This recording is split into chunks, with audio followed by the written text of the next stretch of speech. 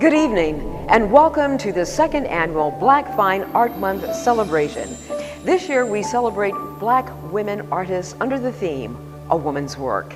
So I invite you to call everyone that you know. Tell them to hashtag us at hashtag PigmentINTL or hashtag Black Fine Art Month.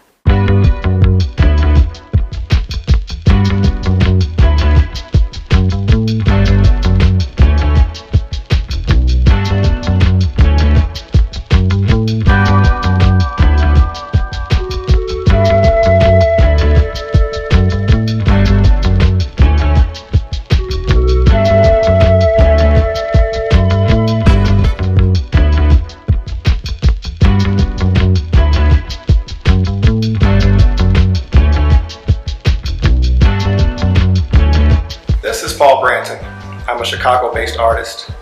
This month is Black Fine Arts Month. The exhibit for Pigment International this month is called A Woman's Work.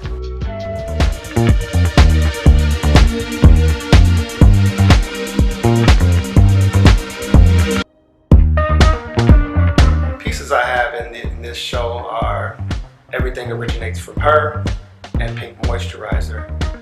I was raised by a bevy of Black women. Outside of my father and my uncle, these were like the main male figures in my life.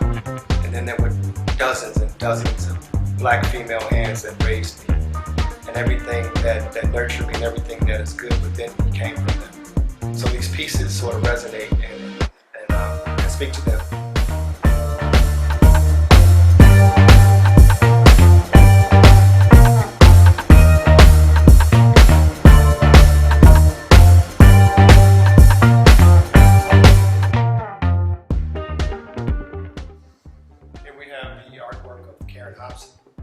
She's originally from Louisiana, now living in the Chicagoland region.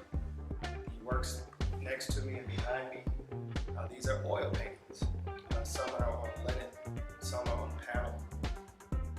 Little known fact, Karen uses her daughters as models. I've been to her studio before and she'll do these renditions in graphite and then charcoal.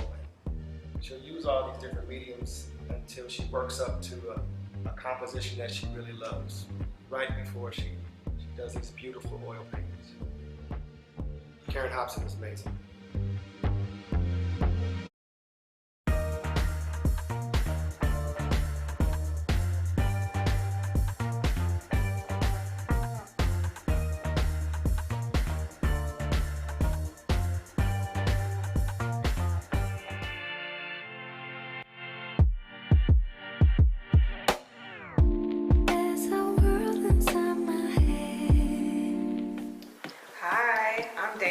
Pope. Welcome to Black Fine Art Month.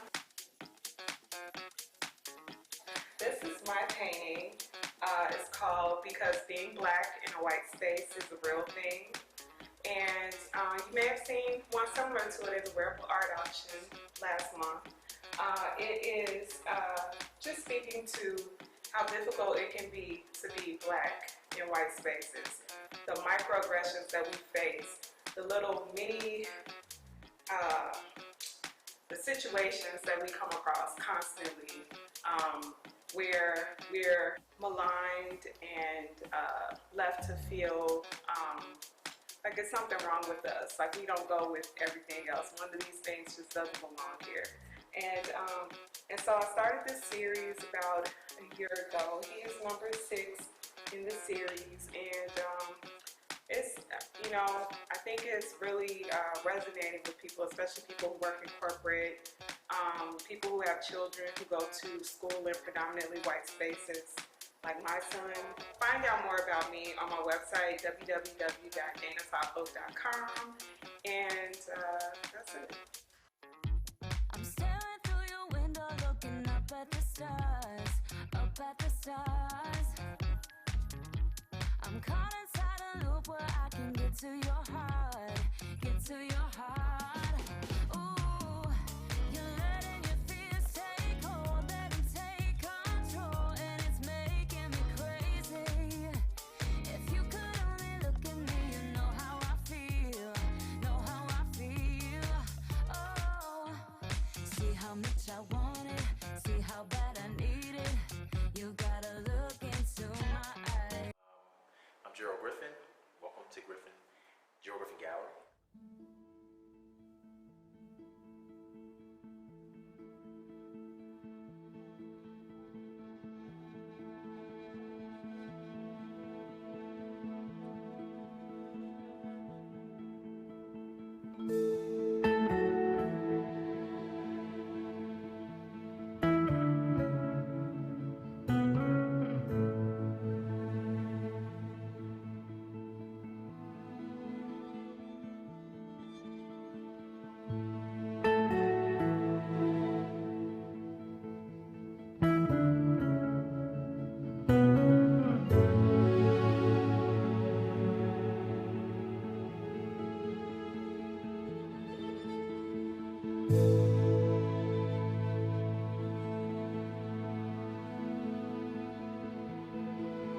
Standing next to one of my medium-sized paintings, a piece called Tiana 2. And we're celebrating Black Artist Month with Pigment International and featuring works of some of the great artists of pigment here in my gallery. A little bit about this piece. It is an original oil on wood. So this is a large wood panel that this is painted on. And it's based on a poem that I wrote called Tiana 2, which was inspired by another piece I did called Breakfast at Tiana's, which is kind of a parody. Both of the pieces are a parody on the iconic Audrey Hepburn Breakfast at Tiffany's piece, but reimagining that idea as a young black woman. Right next to the painting happens to be the poem, and I can read it for you. Here it is. It's Tiana 2. Black girls scream through Audrey Hepburn dreams with hopes of the finer things of living the highbrow life. But that black body is killing she, as she longs to be Breakfast at Tiffany or maybe a rich man's wife. His history has told her she's nothing but a soldier, and all she can hope for is to stand beside a man. Black and a woman too, that's double servitude. They put it in the rules and they made her understand. But that effigy is a lie. She was the first to fly, the original queen on high, with ruby slippers and all. They don't want to let her loose, because when she learns the truth, that she is Tiffany too, then all her limits will fall.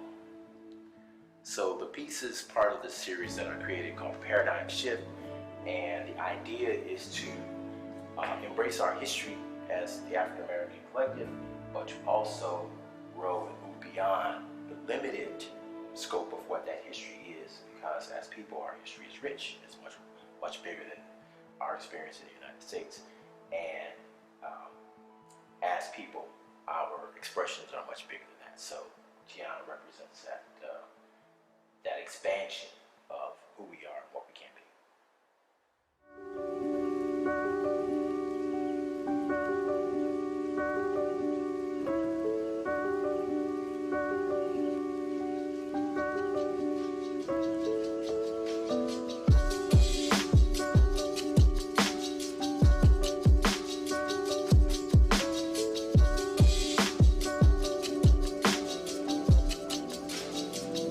Yo. Hi, I am Ayzha Johnson. I am a fine arts photographer. I am super excited to be a part of Black Fine Art Month. And I think even more so amongst other women who are participating as well. I think it's necessary, and our voices being elevated this way today on the south side of Chicago is pretty amazing. As far as practice, I am a self-taught photographer. And I think that more so means that I consider myself a storyteller, but I had to find out the technology of the camera to really make it work for storytelling when it comes to still photography. The pieces you see here today were handpicked by Paul Branton. He wanted pieces that reflected the artist, as well as their voice, as well as a platform and the medium that they use. And so he brilliantly handpicked all of these pieces, which are different women from different walks of life from the south side of Chicago.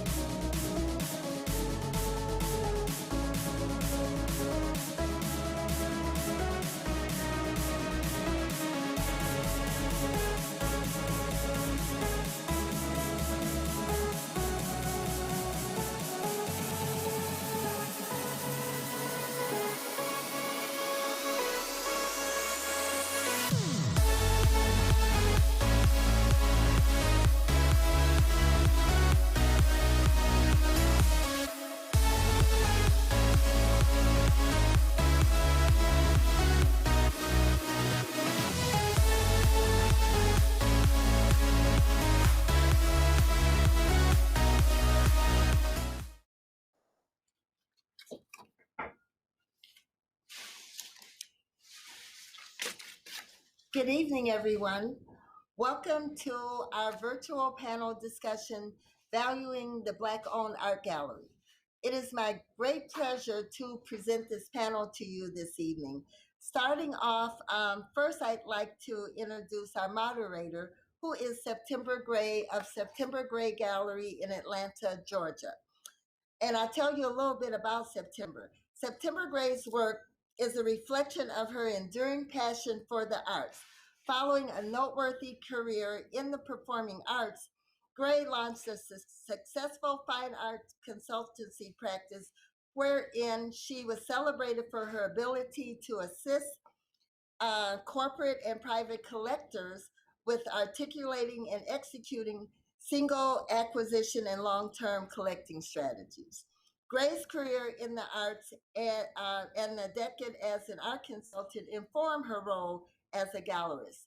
As an avid collector, Gray has a talent for speaking the language of both artist and collector and a knack for connecting the gallery's clients to works by artists whose vision and methodologies resonate with their individual tastes, complement their existing collections, and honor their overall investment strategy and appetite for risk. Gray holds a BA in art history from DePaul University. A committed art education advocate, Gray serves on a number of nonprofit boards and is a co-founder of the Gray Foundation, an organization committed to building a world of enriched life options for youth through the promotion of art and education. Gray shares art news and collection strategies in her electronic quarterly journal, The Gray Book. And moving on next, I'm really excited to have Mr. Blaine Gibson with us.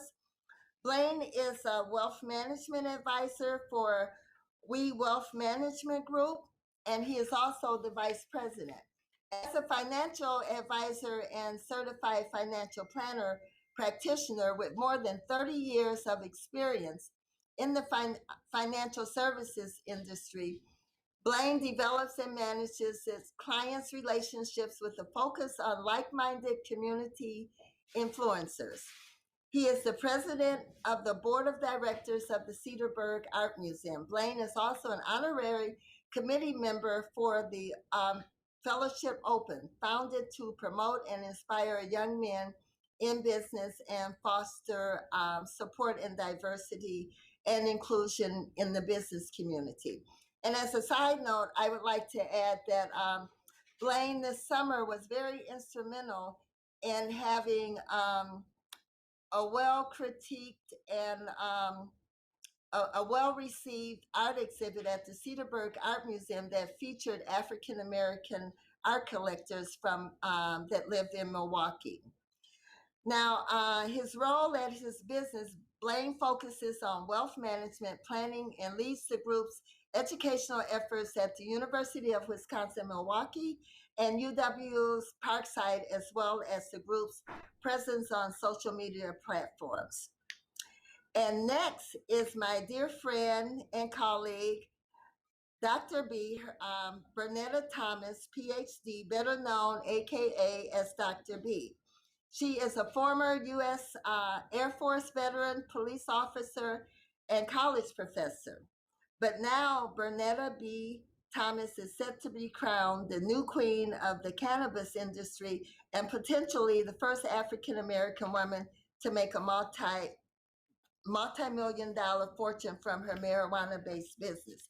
But most importantly, this in September, Dr. B launched the publication of her book, Expect Effing More. And Dr. B started her first company in 2007. She has been instrumental in launching two of San Diego's highest rated and most profitable dispensaries. Dr. Thomas, as I said, is an airline veteran, a former federal police officer, and college professor. Dr. B holds a doctoral degree in business administration. She is renowned for her published studies on the factors of African American women entrepreneurs and her work as a cannabis entrepreneur. And moving on next is, let me see here, Mr. Idris B. of Londonderry. Idris is my co-host for Valuing Black Art Galleries and also a very dear friend and colleague. Idris serves as the executive editor at Londonderry Media, supporting artists and creatives as they collaborate with leading brands in fashion, retail, and hospitality. Idris founded Londonderry Media in 2008. The company celebrates its 12th year this November. And next we have Miss Billy Nash at Greenwood Park Gallery and Framing.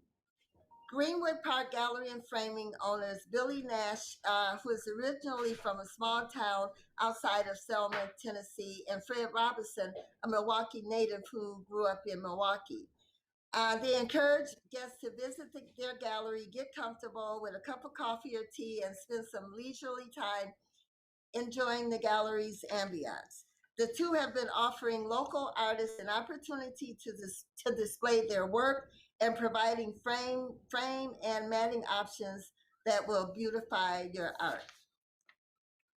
And next we have, last but not least, Miss Monique Brickman Hill, who is the executive director of the Southside Community Art Center, and she, I believe, was formerly put into that position in 2020.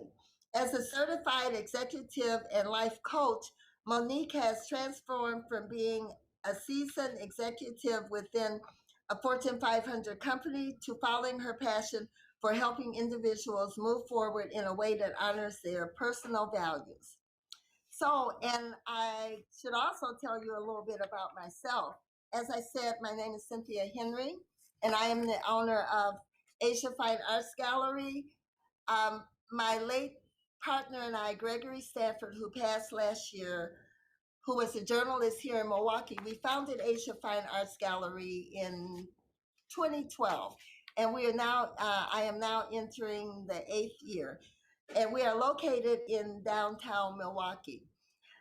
I also serve on the board at the Milwaukee Art Museum, the support group, which is vital to the existence, I believe, of galleries and getting artists into the museum. The African American Art Alliance, which is headed by Miss Sandy Robinson of Milwaukee. So I will turn it over to Blaine, and he will talk about what he does as a wealth assets manager. Cynthia, thank you very much. So I hope everyone can hear me. I actually graduated with a degree in art, and people always ask me, if you went to school for art, how do you end up in financial services? And what we found is that servicing a lot of people of wealth, they tend to collect fine art. And there was a need that we saw to help people not just put together art collections, but how do they value their collections? How do you position collections inside of a will or a trust? Just basically positioning them as part of your overall wealth management plan. So those are services that we decided to offer to a lot of our clients. And also basically that's how we, I guess something we do that a lot of other people don't do. I've always had a passion for art. I've been an artist myself.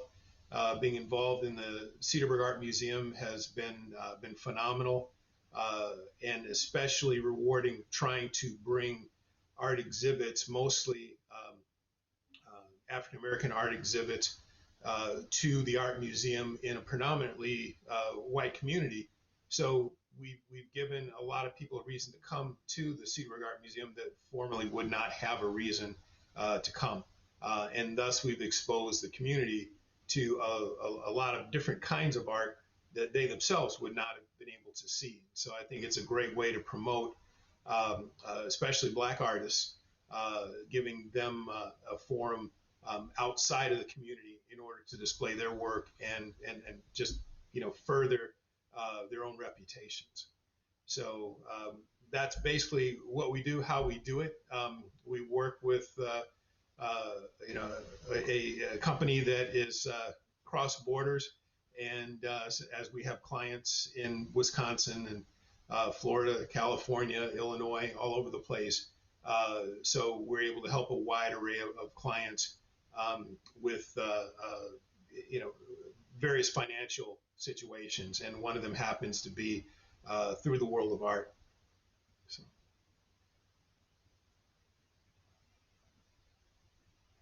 So Art as a commodity and how it can grow wealth. Hello, Ayzha. Hello.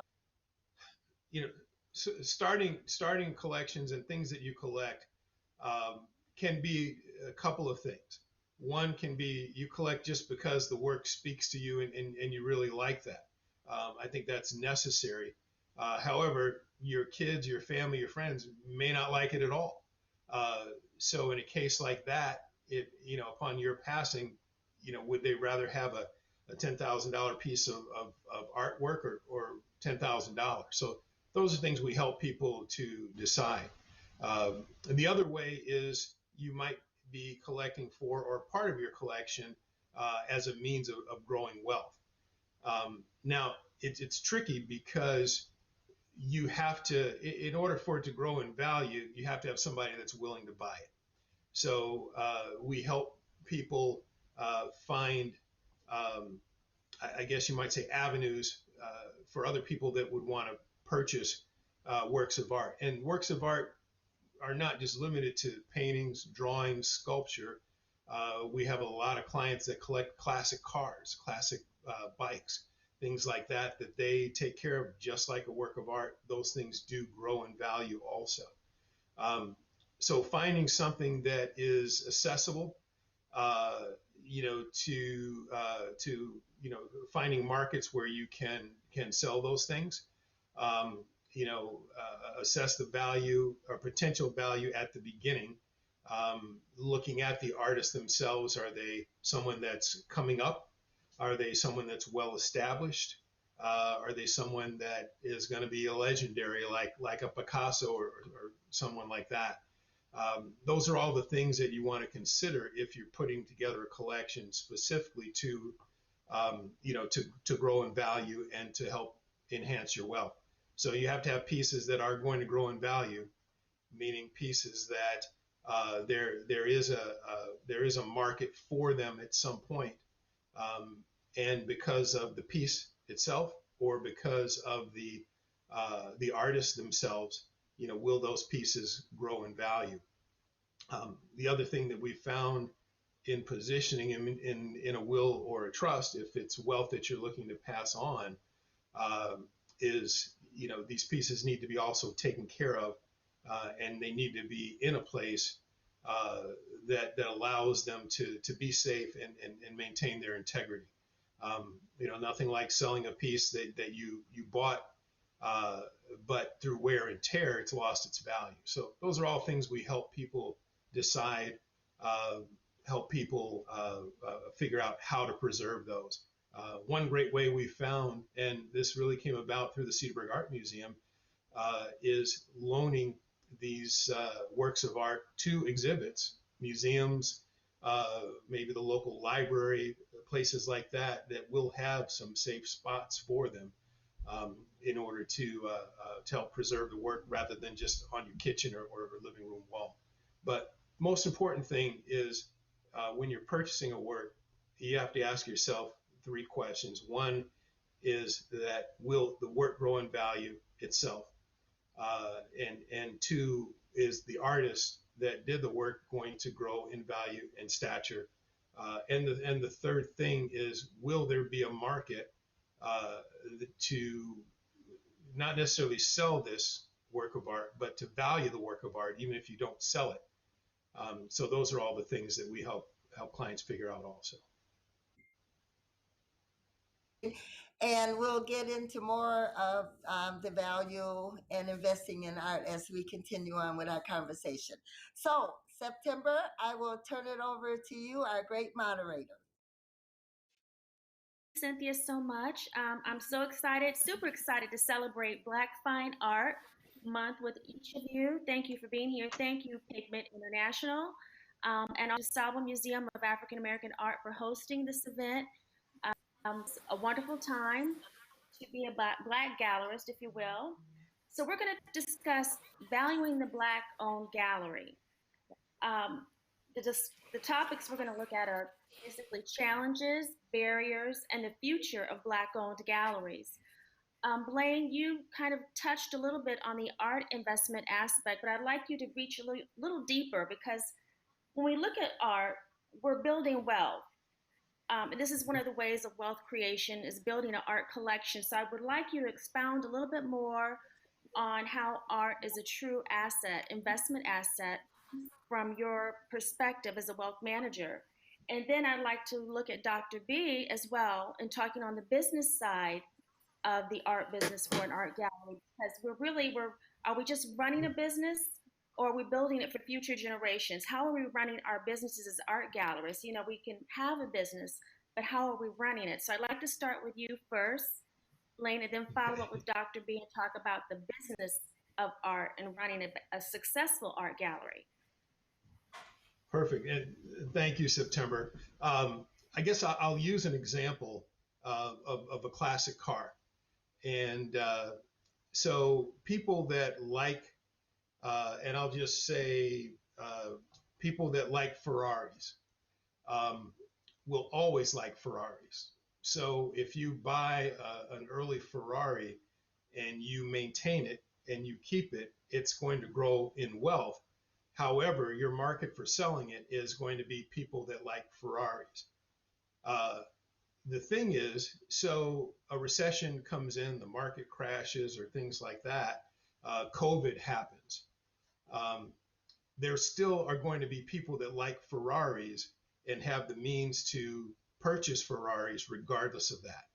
So you, in essence, insulated your portion of your wealth from market conditions. Same with the same with art. If you have a piece of work from an artist that's well known, and without mentioning any names, an artist that is well known and has a national following, the people that tend to purchase works of art themselves are somewhat hedged or protected from the ups and downs of the economy. So if I have a work of art from a desirable artist, that work of art is going to hold its value throughout the ups and downs and market fluctuations. So in essence, I have protected part of my wealth from the ups and downs of the market. And I think we need to look at it that way. And you have something that's going to grow in value regardless of what the economy or the market itself may do. You're just worried about the market for your work of art, and you've insulated that by having a well-known or desired artist. So that's the best way I think I can put it. Okay, thank you. Did anyone have any questions for Blaine in regards to that, wealth as an asset, or any more questions? I have one question, Blaine, and that is, can you talk a little bit about insuring your art collection, and what that all means, and how much money it takes? That's a great question. So yes, I definitely would insure your works of art.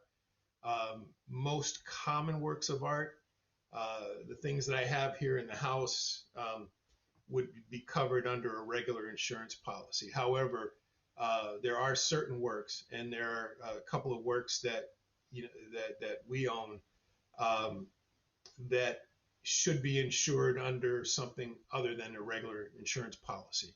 So we would work with a company like Chubb or a company like that that understands the value of your work of art, or the value or the market that it can be sold on. So yes, it should be insured. Regular works of art can fall under your homeowner's insurance policy, renter's insurance policy. But if it's a special work of art, and I would say by special something that you might have paid more than, say, $2,000 or $3,000 for, you might want to either have that listed in a special category in your regular insurance policy, or if it's more than that, you might go to an insurer like a Chubb or someone like that that has experience in insuring valuable works of art. Blaine, this is Cynthia. Do you recommend Yeah. regular appraisals of artworks to keep up with the value as years go by? And one problem in particular, or a barrier, is identifying appraisers that have the expertise in African American art. But there are a few across the country. But I find for my collection, having it regularly appraised and making sure that it's holding its value. I would agree with you. So a couple things happen. You do want to have it regularly appraised, but what does that mean? Once a year, once every 5 years, or what is that time frame? And that's really only something you can decide.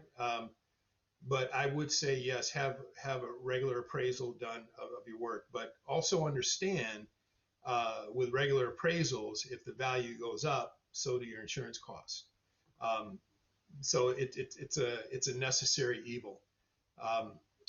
But like I said, I'm most familiar with Chubb, especially having an avenue within Chubb to insure African American works of art.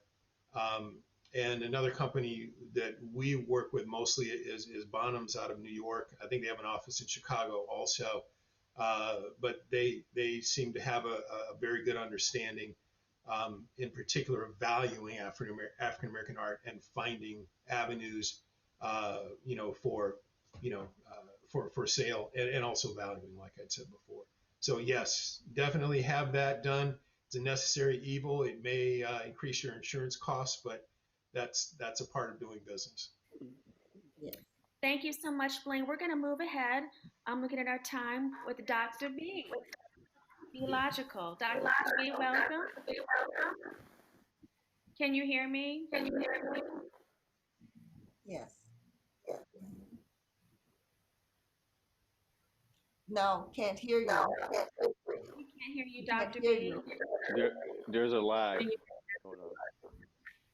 Can you hear me now? Yes. Yeah. Yes. Perfect.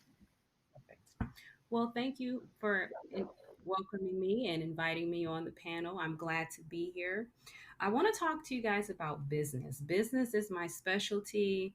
I love business. My doctorate degree is in business administration, and I received that doctorate degree by studying African American women entrepreneurs. And I did this because when I was doing my research, I ran across a lot of information that said African American women business owners were starting businesses at excessive rates, and yet they weren't surviving.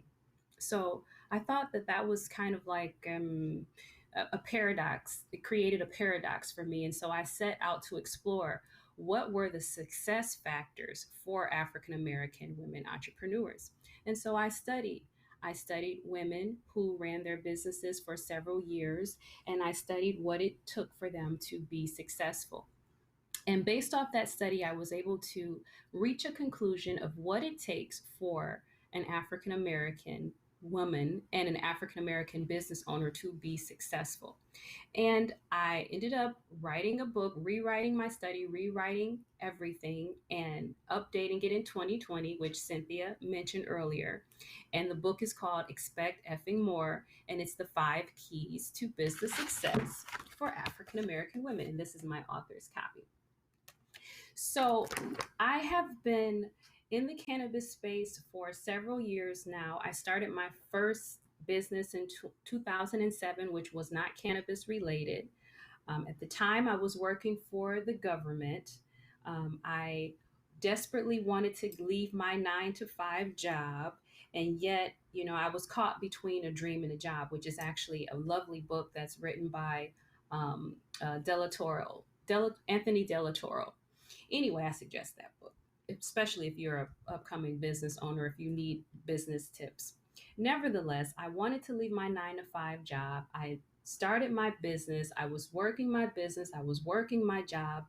Fast forward, got into the cannabis space and totally quit all of my jobs, and I work exclusively for myself. Been working exclusively for myself for years now. So I've been able to really specify exactly what it takes for success, and come to find out, those ladies that I interviewed back in the day, back in my um, college days, were absolutely right. So there are 5 keys to business success, and I want to talk to you guys about some of these keys right now. As a gallery owner, you cannot get past this thing called marketing. Okay, marketing is very important. It's how we know that you exist. You need to know, first of all, you need to know who you're talking to. You need to know your target audience. You need to know your brand. These are all things that help you stand out as a business owner. What I realize, it doesn't matter what industry you're in, whether it be the cannabis space or whether you be selling tea and coffee, or whatever industry you might be in, you still can't get past thinking like a business owner and having certain principles and keys down. And marketing is definitely those keys that I can see um, very beneficial for business owners. People need to know you exist. And so you have to start thinking about, how do I get my business out there? How do I let people know that my gallery exists in the first place? Marketing is very important. Another thing that we want to talk about again is the branding. What is your brand? What is your how does your gallery stand out? What makes your gallery different from another gallery? And how do you distinguish your consumer base? This goes into your target audience. Who are you talking to? Who do you need to know who you want to be for your customers, or how you want your customers to perceive you, and who you want to reach out to. And you have to be specific about it, because if you're more specific about it, then you're going to have an easier time with your marketing. You're not going to waste your marketing dollars. You're going to be able to target your advertising specifically towards a specific audience. So that makes it a lot easier for you. Sometimes, as business owners, we go in, we think that we can be everything for everyone, and you cannot be everything for everyone. Even as a gallery owner, it's important to be specific and really think about what makes you unique, and really think about what type of message you want to put out there. Another thing that's very important for the gallery owner and for any business owner would be networking. And networking is huge. And it's something that, interestingly enough, African American women business owners don't typically, we don't join formal networks. And as a matter of fact, according to the research, we don't feel included within formal networks. And I found that to be very disappointing. So that means that we have a wide gap. There's a lack in our networking, is what I'm saying here. And so it's very important for us to seek out more networking opportunities and expand our network, especially thinking internationally. Again, it's important. You have to go back to that branding. You have to know what you want to be first, I think, before you expand globally. You have to have your target audience down. You have to, you know the message that you want to spread, and then spread that message globally, figuring out, how can I expand my business? How can I become more than what I currently am? That's why the book is called Expect Effing More, because it's about thinking beyond the scope of where you are, thinking big. So that's one thing that we want to look into. And one of the ways to help you think big is by expanding your network, because as the saying go, your net worth is your network. And I've taken businesses here in California from zero to $2.6 million in 6 months, and from $2.6 million to over $6 million in a year's time frame by using some of these principles that I'm sharing with you today. So, another thing that's very important is funding. Funding huge, and it's always been an issue for African American business owners, and it still is an issue, and it's especially an issue for Black women business owners. As a matter of fact, 40% of African American women business owners will not apply for business funding because they have fear of rejection.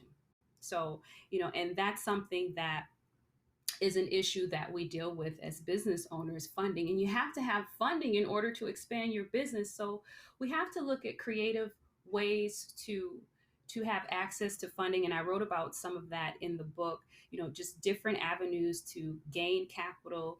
And again, capital it's not only financial, but human capital.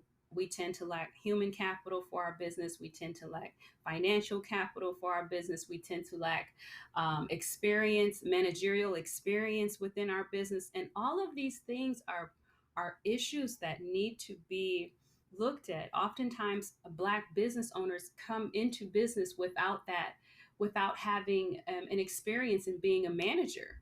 And that's, as a matter of fact, one of the reasons why they decide to run their own business, because they want to expand and they cannot expand within their jobs because they're dealing with discrimination. And Black women, there's something called dual discrimination theory. You have discrimination sometimes from being a black and also discrimination from being a woman.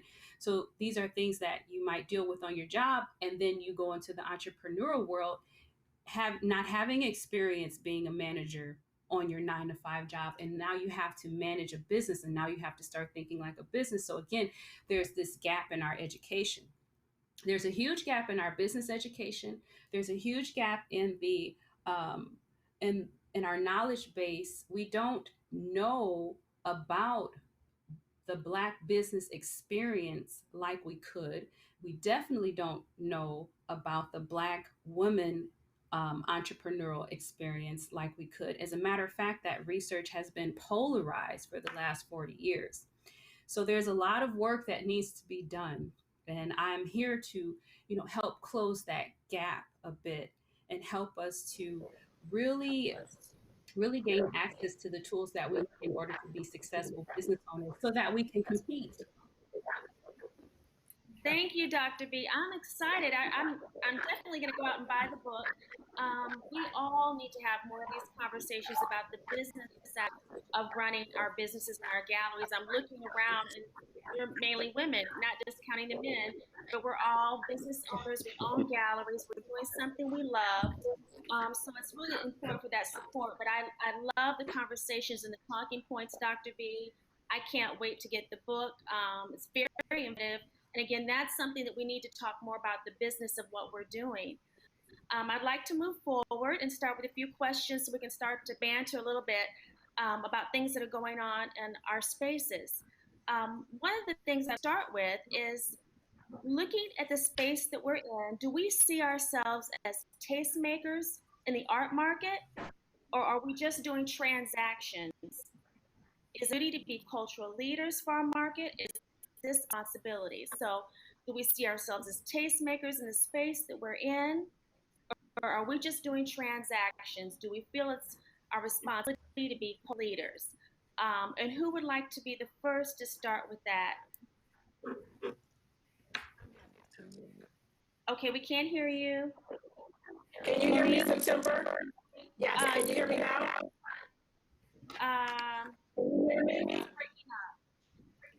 The quality of your voice is very weird. What a connection. Let's turn it up. Did that help maybe? No, do you have a headset? I do. Let me try that. While she's looking for a headset, would somebody else like to jump in? I'll go ahead and jump in. Okay. At Greenwood Park Gallery, we made a distinct decision that our gallery would be one that the community would be drawn to um, because of the ambience that we carry inside. Not only the beauty of the pictures and the custom framing, but the spirit of the gallery. We're in a community where um, there we're inside of a community that has not had a lot of um, um, interaction with art, with Black art in our own community. So we established ourselves here and brought in the type of art that our community could afford. And we wanted to make the gallery. It's very important to me the ambience, the smell, the cleanliness, the shining floors, the shining tables, the uh, beautiful flowers on the outside, a beautiful display window with with all different types of art that people would love. And when they come in the door, I mean, we almost absolutely have to put them out because they they they're just overwhelmed with seeing the beauty of themselves in the art. They learn, they get connected to their history, they get connected to their ancestors, they get connected to um, their own homes and living rooms that they want to beautify with the art. We also, one of the things that we do, we made a conscious decision to do that. Any children that come into our art gallery, um, uh, between the ages of like 3 and 12, get to pick out their own first piece of their art collection. And we have some art. The children go into the room without their parents and they go through the art. So that gives them a chance to see different pieces of art, see Black people in doing different things in different ways, and children, and they get to go in and they get to see flowers, they get to see abstracts, they see everything, and they get to pick the piece of art that speaks to them. They have to bring it to their parent to approve of it because everything is not appropriate for children. But the parent is not allowed to go in there and maneuver their child into picking. So that child starts out with their own piece of artwork that they have picked out to go on their wall in their room. And it's phenomenal what this does for the child and for the family to recognize uh, the humanness of people from children on up. So that has been and part of our the thing that we do. Okay, So I love that. So you are a social leader in your community, Billy. I love that. Monique, are you on now? I hope so. Can you hear me? yes, Yes, Yeah. yes, Yes. yes. Okay, yay. All right. Hi there. Thank you. Certainly want to thank Pigment for Black Fine Art Month for allowing me to participate. I'm the executive director of the Southside Community Arts Center. It is an 80-year-old institution celebrating in this year Black Arts Center. And we have been around since the WPA. It's been an exceptional historical part of the Chicago Bronzeville community. And I'm super excited to be a part of it. I was listening to everybody, and it's ironic, how I think Dr. B, they talked a little bit about the changes in career. I spent the last 20 years in wealth management and banking finance. So Blaine, I'm very familiar with what you're talking about. I was sitting on the board of the Southside Community Arts Center, and as the opportunity came to have an executive director with some particular skills at this point in time in our juncture, it was an opportunity for me to step in and bring 20 plus years of experience to the table. I'm super excited because we have been one of the only institutions during the time back in, we think about 1940, and we think about the time when Blacks weren't allowed a lot of places, and we certainly weren't welcomed. And this institution has welcomed the likes of Charles White. Margaret Burroughs was one of the founders. Gwendolyn Brooks, wrote her first book of poetry there. Um, we've got Theaster Gates, Fahim Majid has been there, and we have had a host of other artists. Kerry James Marshall, we were talking with him recently, and he said he had his wedding here. It's a very interesting, energetically, when people come, they say it's very peaceful, they say it's warm. It's a not-for-profit, and it's very different from some of you who own galleries.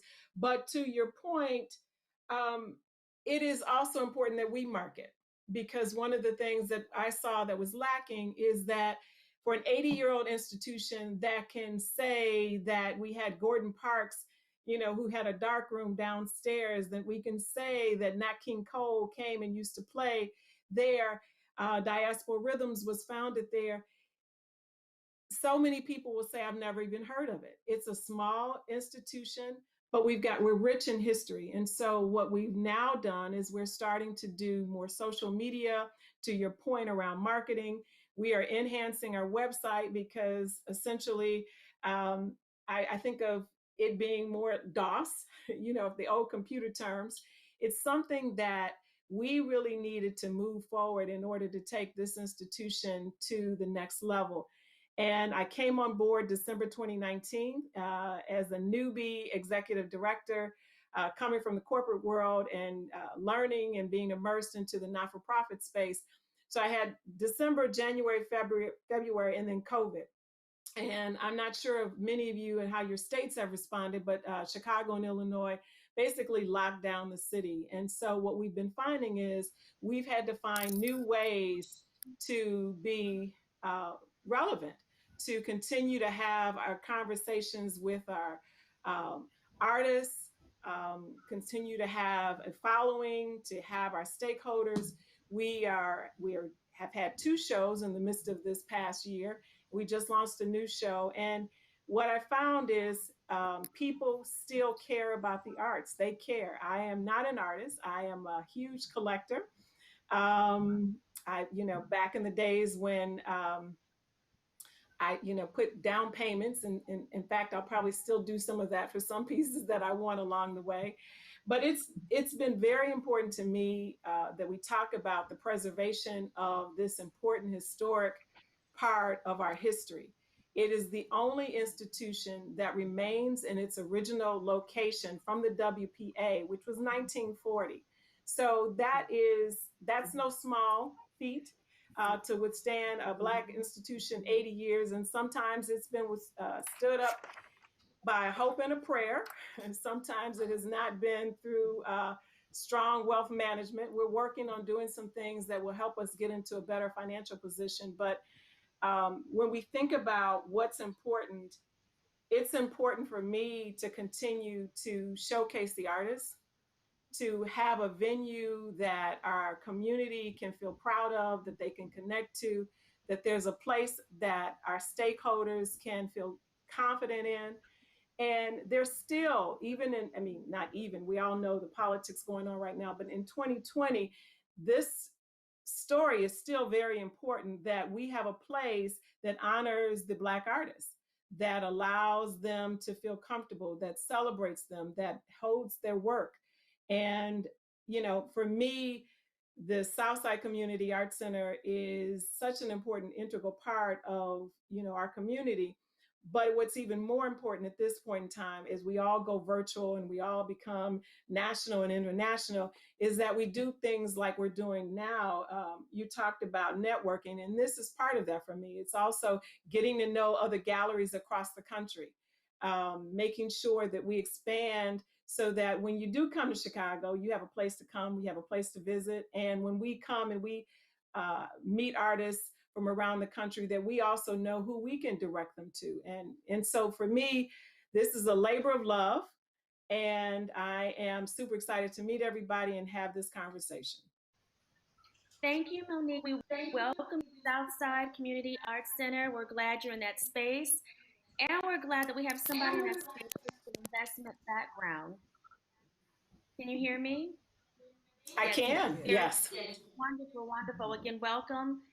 We're glad that you're there, and thank you for the brief history on the Community Southside Center. Most people are not familiar with the history there, so we really appreciate that. Cynthia, would you like to make any remarks as far as being a tastemaker and a cultural leader in your area with your gallery? Well, yes. First and foremost, one of the things about my gallery, it is, I consider it very contemporary and showing emerging artists and just trying to navigate through this art world. We're located in downtown Milwaukee, one of the few businesses that are located downtown. And I see my practice as leaning more towards, of course, it's community based, but it is also leaning more towards a private practice and a corporate practice. And so I struggle with ways to grow my business and to get artists into corporate collections. And I try and do those things that tastemakers do, which meaning supporting the local art museum and supporting other arts entities. I've been the vice president of MARN, Milwaukee Artist Resource Network. I served on that board for many years. I currently serve on the board at the Milwaukee Art Museum through the African American Art Alliance. And I believe that museum support groups are so important to the galleries and to the community, but yet I find that we have a hard time bringing people into into our alliance and even into the museum. And museum support groups are so important because they work with the museum to acquisition work, especially works from the African diaspora.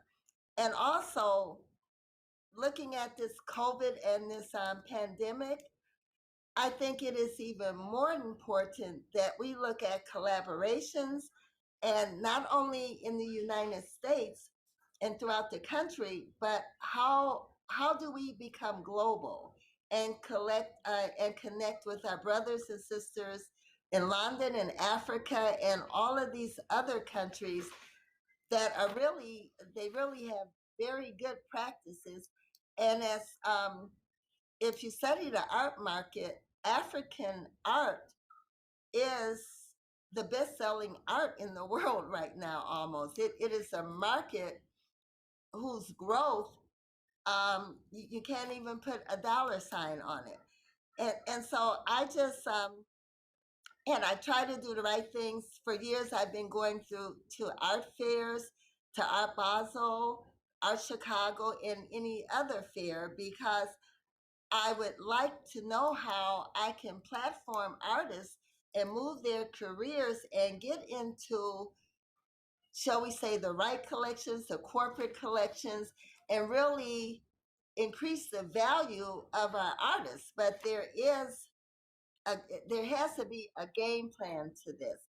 And one of the things that I found is that, especially with artists of the African diaspora, we are we don't have as much critical writing going on at this time to elevate our artists because there are tier systems to this, to the emerging, moving to the mid-career, and moving to being a master artist.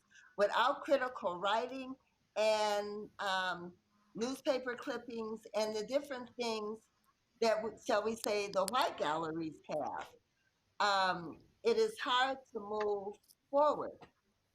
So those are just some Okay, of my we're, thoughts, and we're going to talk about that. We're going to talk about that when we discuss barriers.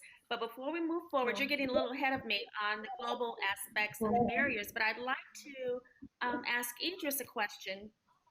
Idris, how does art play in your international marketing firm? Tell us about how art plays in your space. Well, I think, can you hear me?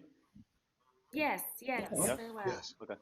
I think art is critical when you work with consumer brands, for example, whether it's a company that makes shoes or a company that builds hotels, right? The whole idea of artists is to incorporate their works into the design aspect of business. And so I think the trend right now is you have large companies, whether it's hotels, Reebok, shoemakers, they're looking to incorporate artists, right? And they're looking to incorporate artists from various backgrounds. And so whether it's a hotel in Mexico City that wants to incorporate African American art, I think, at least in my experience, is to create a space for artists to be aware that there are other people outside of the US, for example, interested in your art. And part of that is making them aware of that. And so, as Cynthia mentioned, it's about publicizing and publication and making sure these artists are aware of the potential that's outside of the US. And so in my space, it's really about connecting artists to the possibilities that exist in commerce beyond the US. And I think that the trend, especially with the current political climate, I think that trend is only going to grow. And we want to make sure that artists are actually prepared for that. And part of that is expanding the artist's viewpoint and making sure the artists are aware that there's room to it to share your art beyond the walls of the US. So Wonderful. Well, I think we're tied into the whole network aspect, as everybody's touched on networking through media, through other galleries, cultural institutions, and connecting globally. But I'd like to talk about collecting nationally and just locally within our communities and how we're connecting. Are we connecting with each other? Um, let's talk about competition in the United States or just globally. Do you feel as gallerists that we're in competition for mainstream galleries more often now than ever, being smaller galleries? Are we in competition with more mainstream galleries? And then after that, how can we work together and collaborate more together? Because I think it's more important that we start not collecting, I'm sorry, but collaborating more locally and then growing and collecting and moving forward globally, if you will, um, outside of the US. But how are we connecting on the local level? And is that important? If you want to start with the first question, how do we feel that we're in competition with mainstream galleries more often than not? That's a big question that kind of goes around with other galleries coming and, let's say, poaching some of our artists because we're smaller at the art fairs or at our actual individual galleries. And does that cause a concern or a problem for you? And we I can think start with if I can, I don't know if anybody would like to start with that. I think that there are two spaces for competition. I think the first is media attention, and then there's the actual art collectors. I think that galleries will always compete for media attention, and I think that smaller galleries will always compete with larger galleries for art attention, for media attention. But if you look at the current trend, whether it's from the New York Times or the Washington Post, there is a trend to give more attention to smaller galleries, specifically galleries owned by people of color. So I think that um, the trend is towards that direction. But then you go back to the other space for competition, which is competing with collectors. I think collectors typically know what they want, and so there's very little room to compete with other galleries when it comes to collectors. But I think the competition space is really from the media attention. How can a small gallery in Milwaukee, Wisconsin, get um, exposure in the New York Times versus a gallery that's in New York? I think that that's always has always existed, but the trend is going towards the gallery in Milwaukee because that gallery would tend to have new works that's emergent and that shows a vision that has not been shared in the larger art space. So I think that's helpful for you, Cynthia. Yes. I think when Well, you talk about, oh, I'm sorry. Go go ahead, ahead. Cynthia. Oh, No. I just wanted to piggyback on those points. It's very good points when you talk about business competition. Can you guys hear me okay? Yes. Yes. Yeah. So, okay, so everyone that's a business owner has competition.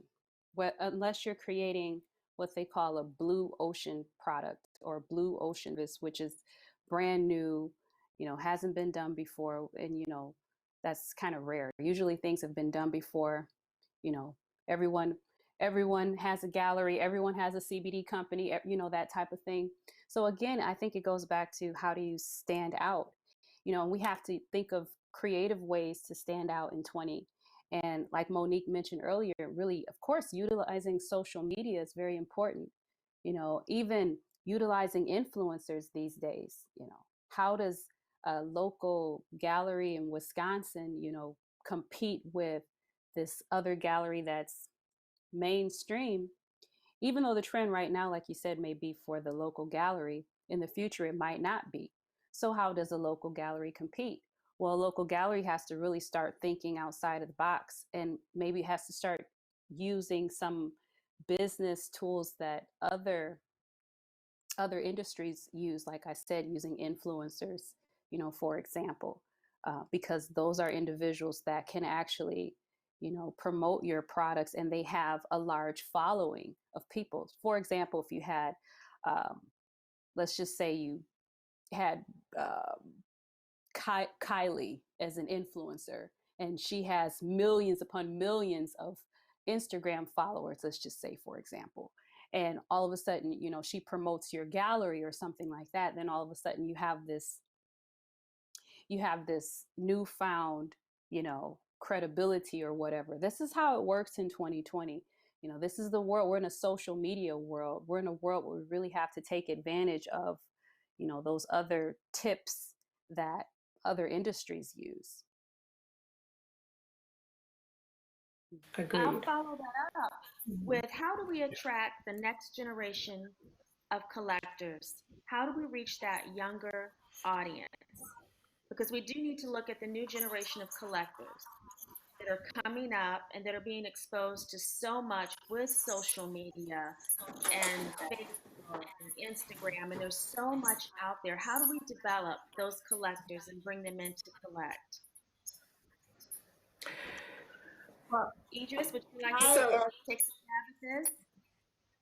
No, I think Monique had a point she wanted to share, so Monique? I'll go after her. Okay. okay.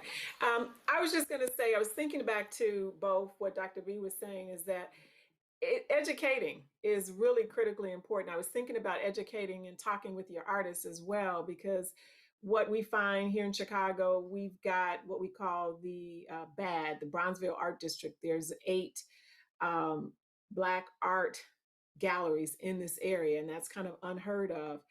But one of the things that's also important is to educate your artists to the importance of being a part of our galleries. And when we talk about next gen collectors, I think we're all trying to make sure that we're viable. And part of that is where those people at, what's important to them, educating them. I think it's important to talk about the history, the business of it, the importance of Black art, the importance of collecting, the opportunity from a financial standpoint in terms of wealth and growth.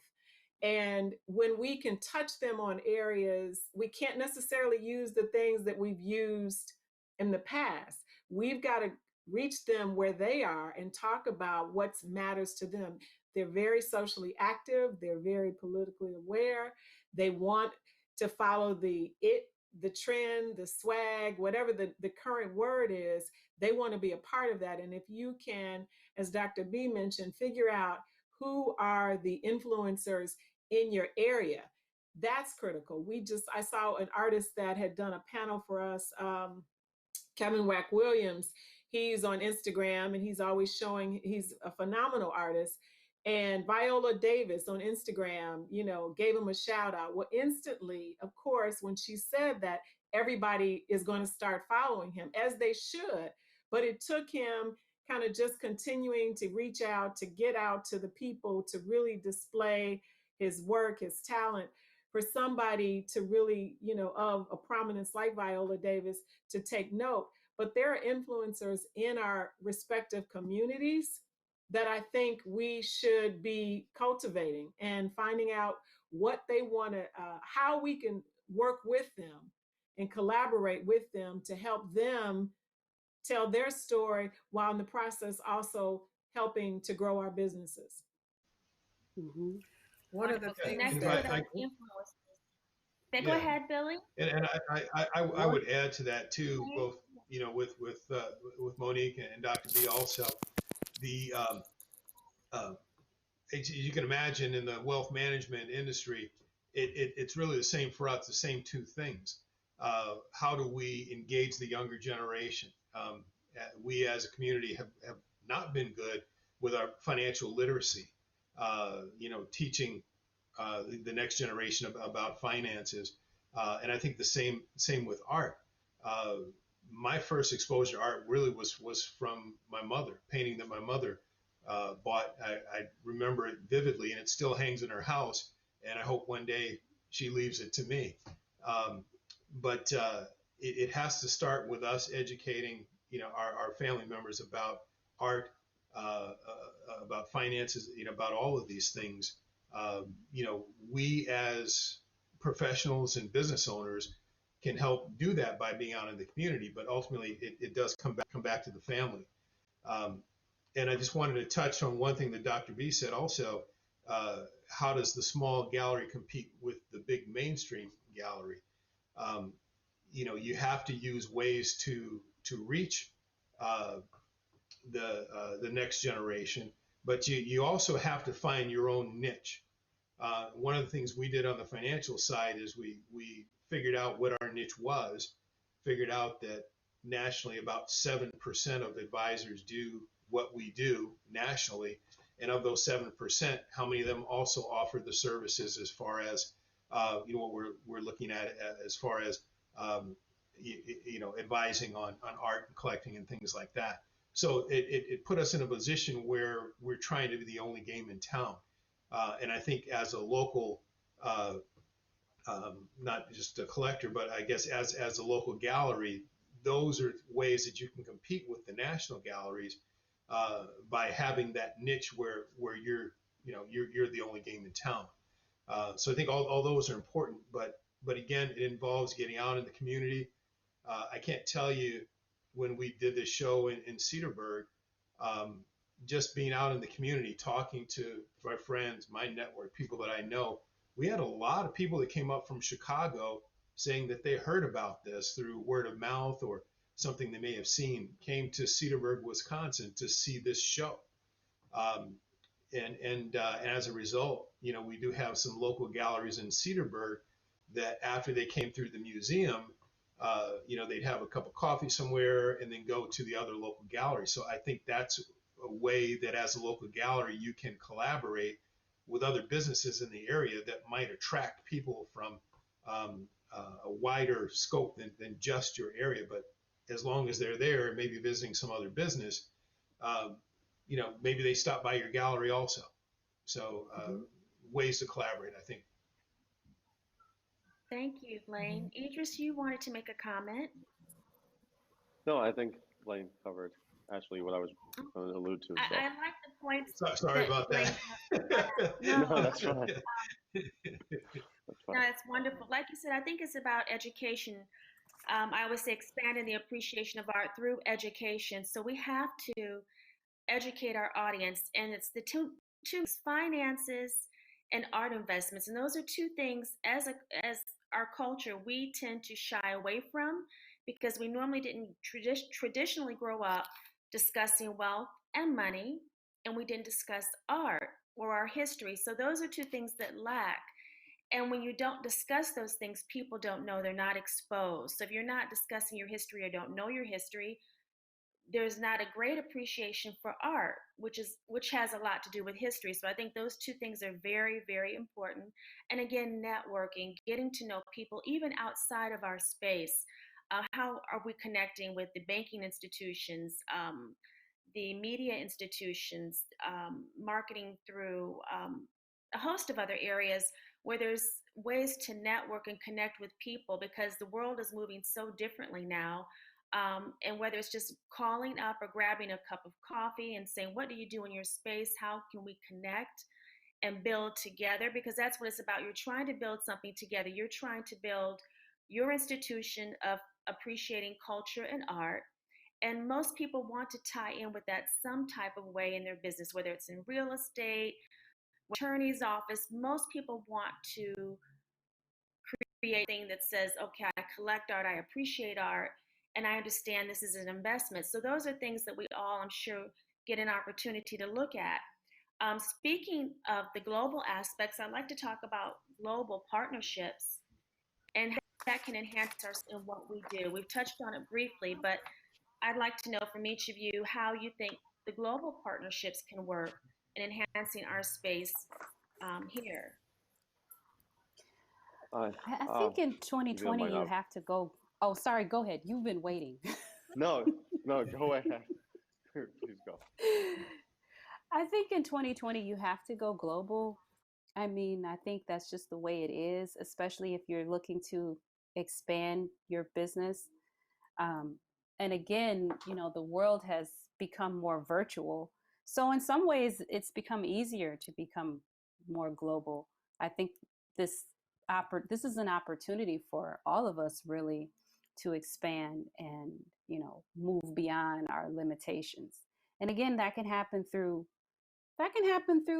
Facebook connections. You could easily set up you can create a group, a Facebook group for your business. You talk about reaching your audience. Well, again, we have to know who your audience is. And, Blaine mentioned earlier, finding your niche, that's very important. That goes back to, what I was talking about earlier about knowing how you stand out. So if you're going to go international, these are things that you want to know beforehand because you know what your appeal is and you know who you want to reach out to and what your message is. So then it's easier for you to create something like a Facebook group where you can, if you can't go out there, then you can bring your community to you. You can create your international community on a platform like Facebook. One of the CBD groups that I started on Facebook, my partner and I started with 0, and now it has over 7,000 members. And these are people who are potential customers. These are people you network with. So you can essentially create your own community just simply by going international by going on Facebook and creating a Facebook group. One of the things as a gallerist, I look at how I build my practice, like I was saying, locally and globally. One of the things that I see about identifying other African American owned art galleries is how can we come together locally and collaborate and move on globally. But I also find as a gallery competing with, shall we say, the mainstream galleries, that I believe that artists need to have portfolios built. And I would like my practice to revolve a lot around investment art that will grow in value in time. And with that comes critical writing. And as September or someone was saying, Monique was saying, bringing the artists into the fold of this, knowing that there are tiers to moving in this art ecosystem, moving from being an emerging artist to a mid-career to a master. What does each tier, what do you have to do? Such as before you get to the mid-career level, you must have X amount of newspaper writings. And you certainly need a lot more if you're going into the museum realm. And those are the areas that I wish to work in. And I don't look at, and I would say that the mainstream galleries, white-owned galleries, suffer from the same barriers that we do if they're a small gallery. When you have the bigger galleries that can just come and poach off the artists that you have worked for because their Rolodexes are bigger. What I'm interested in is how do I grow my Rolodex and how do I become a player at the art fairs and have the same opportunities as, quote, the white mainstream galleries when I have artists that are just as good as they are. So I would like to be given those opportunities. And that's what I hope to find from collaboration with other galleries. How do we bond together And how do we go knock down that door, like Karen Jenkins Johnson says? How do we go knock on the art fairs, the institutions, and say, hey, we're here? And can we do business? Because what I find is that institutions go to who they know. And who they know are not trying to let the new players on the block, which comes to knowing your niche and all. So I think in numbers, if we come together, we can have a movement. Those are just some of my thoughts. No, those are great thoughts and great points and things that we discussed often in our space. You mentioned the art fairs, and I'd like to discuss that. With COVID, of course, now things have changed. We're in a different space. Everybody's kind of had to hit the reset button because most galleries cannot open up full time. The art fairs are now closed. Everybody's going virtual. So I feel like this is a great equalizer for us to take an opportunity to take advantage of being able to go online and virtual tours and kind of be in that same realm where you're attracting possibly not all of the same clientele, of course, the larger galleries have, but you can certainly be in that space and not spend the same amount of money and be exposed to that audience. I don't know if any of you have had an opportunity to open a virtual tour yet or look at any of the art fairs and how they're moving forward. Billy, have you ever attended or been a part of an art fair and watched as it's transitioned from being full time, doing the art fair full time, and now being on the virtual platform? Have you had an opportunity to look at that and see the opportunities for your space to do that? Well, I've always done virtual tours of our gallery. It's on our website, and I also do have done short pieces for what I'm getting ready to have a show or something at the gallery.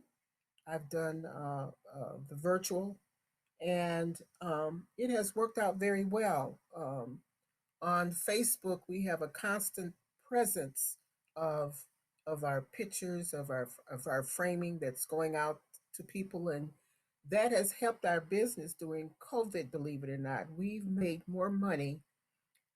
We closed on March 12th, the week before the city was shut down, and for the few weeks that we were shut down, uh, we doubled our income. And I can only attribute that to people being at home, being on Facebook, and looking at the different art pieces. And I've sent out, I've boosted um, special messaging and so on and so forth to them. So that has worked out very well for us over this time. I also look at artists that are out there on Facebook. Karen Clark, I see her all the time. I got to buy one of her pieces. There are artist groups out there, a mix of international groups and of American groups of artists doing original art. And when you said get connected to a group like that, those are groups are already out there. If you do Facebook, so we used to do art fairs. We stopped doing it because of the weather and the damage done to our art. And so that's when I started doing a lot of little virtual touring and events in our gallery. But during this COVID thing, I think, like the gentleman said, the paradigm shift. This is an opportunity for us as galleries and businesses to shift and to connect differently than we've ever connected before. Locally, Cynthia and I have done a lot of collaboration and collecting and trying to get some of the mainstream business more so, um, you know, and she has original art, and I have like open editions and limited editions because I am introducing art to a community right now that cannot afford to buy the more expensive art pieces, but they have embraced this gallery, and our business has been phenomenal. So I think if we look to continue keeping connections like this, We are pieces of the puzzle, and we've got a lot of these pieces here that we could push some things locally in our own communities. Um, I think, like Monique said, she's in Chicago. We can do some things across there, Atlanta. Right now, we're not miles from each other. We're seconds from each other that we can do some things. And I Congratulations. think, yeah, on the international Yeah. level, I think through the media and forums that we're doing now, we could really make something happen. Now I have a And question Thank for you. Billy. Congratulations. Go ahead, Idris. Billy, what's the average age, typical age of one of your clientele, one of your clients, for example? I'm curious to know. I would say in their late 30s. We know we attract families, and we do showings for young artists. I say anywhere from 25 on up that have never shown in a gallery. We show their work. We let them have the presentation window for 2 weeks. We let them have a room for 2 weeks. They invite their friends and family and their community. We invite our community so that they can have on their resume that they've shown at a gallery. And then that's way we get to bring in, younger and younger people and introduce younger and younger people to the gallery. But this Cool. gallery is very family friendly. Very cool. Thank you. Okay, I'd like to move forward as our time is almost coming to an end. And I'd like for each of you, if you don't mind answering this question, what would you like your legacy to be? What would you like your legacy to be? And anyone can go. Monique, would you like to go first? Since you're new I in was this hoping space. I was hoping I'd have a couple of more minutes to think about that, but no, I'm kidding. So I really would like to be someone who is kind of like able to pick up the baton from our last executive director. I would like to be able to, in the years ahead, to be able to pass that baton on. It's important to me that the Southside Community Arts Center is sustainable. The infrastructure around both the building, the inside of the business, bringing in new artists, capitalizing on opportunities from grants and foundations, um, celebrating the artists of old, making it a place that people continue to feel comfortable to be in, and exposing that next generation so that there's another 80 years of the Southside Community Arts Center. That's really important to me. It's important that we develop a whole new level of collectors. We've got great organizations such as Diasporal Rhythms that uh, is a group of collectors here in Chicago. Love to partner with them in some ways to maybe train and teach the next generation. And I think, Billy, when you were saying the average age is about 38, that's the other side of that millennial.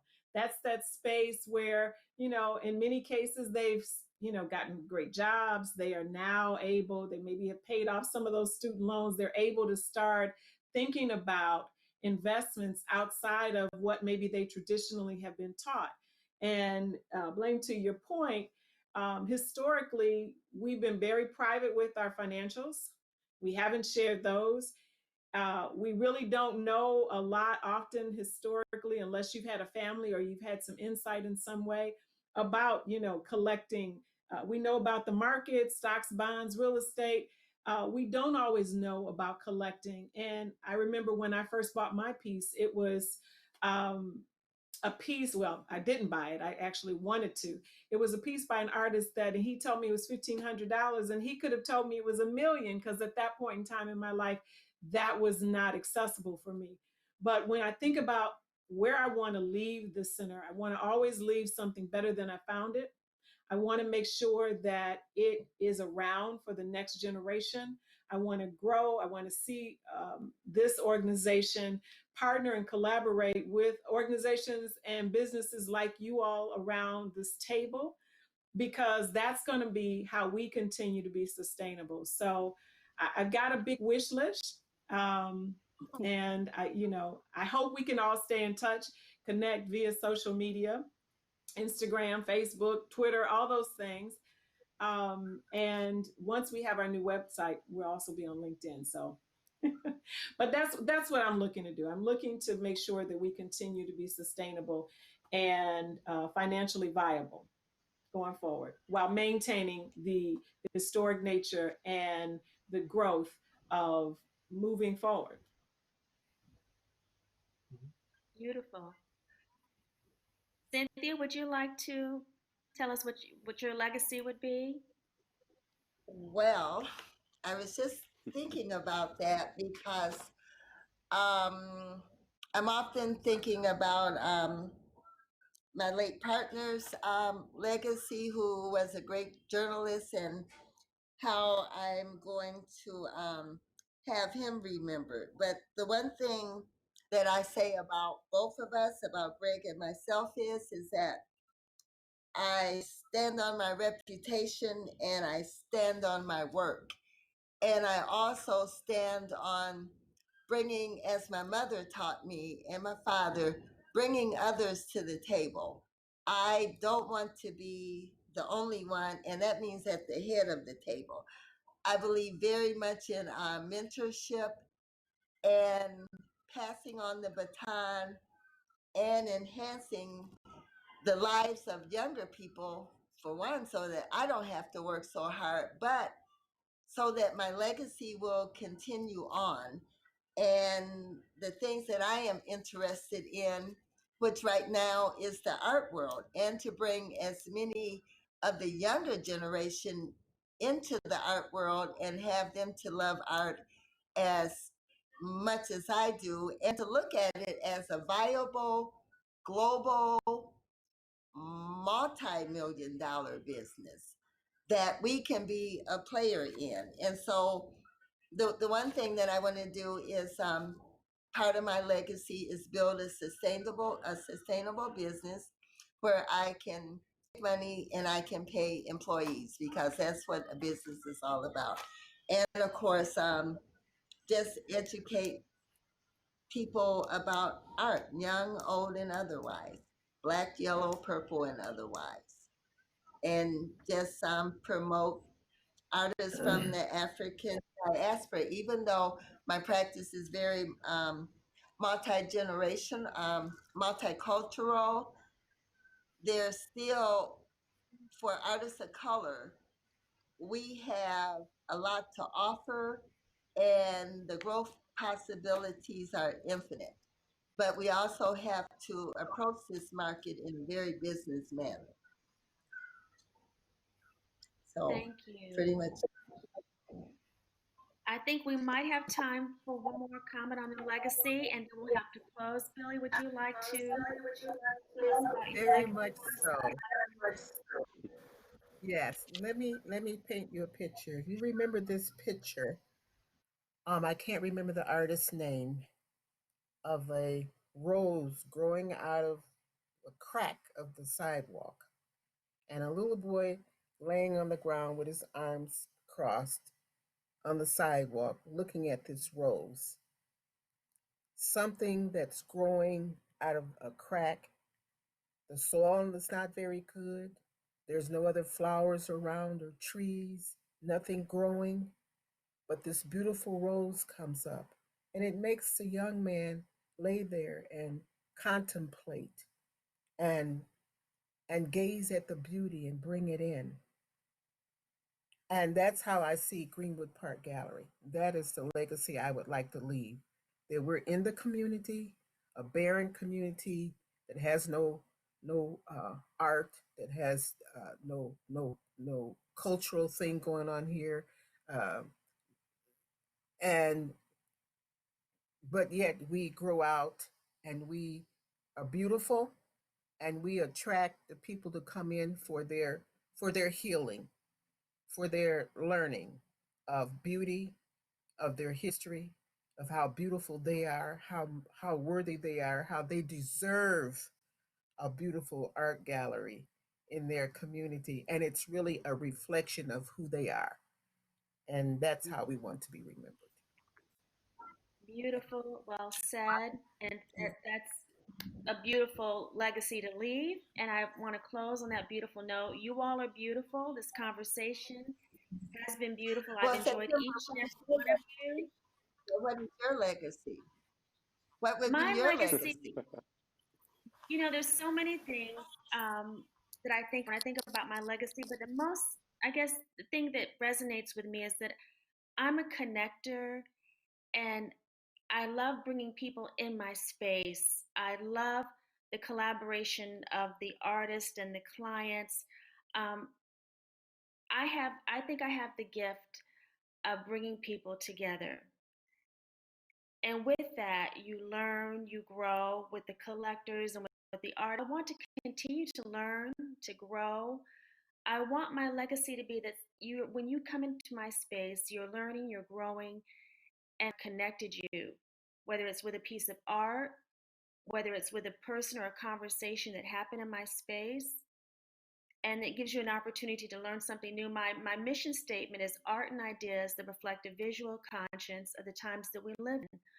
So I'm really just connecting people's lives together through the arts, but where it's a welcoming place. So I want to always be known as September welcomed you in her space. She loved you in that space, and you came, you didn't want to leave, and it was a space for you to grow and learn and collect. So those are all the things I think of when I think of my legacy, that just kind of speaks to me, and where it comes from in my space. um, and just with all of you connecting like we're connecting now, I hope that we'll continue this conversation beyond this platform. But Pigment really wants to thank you for participating. Thank you for allowing me to moderate the discussion. I've enjoyed each and every one of you.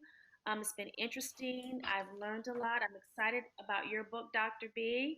That's a great wealth of information. I'm excited, Lane, again, for your input on the asset part of collecting and the great sites that you gave us. And I'm excited for you, Monique, again, for being in this new space.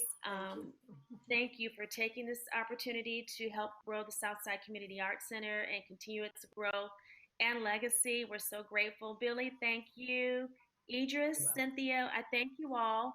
And I just also would like to remind you that at the beginning of this segment, there was art that's available for purchase. So those that are watching or listening, please know the work is available. It was quite beautiful pieces that the artist shared with us and talked about. So don't forget that.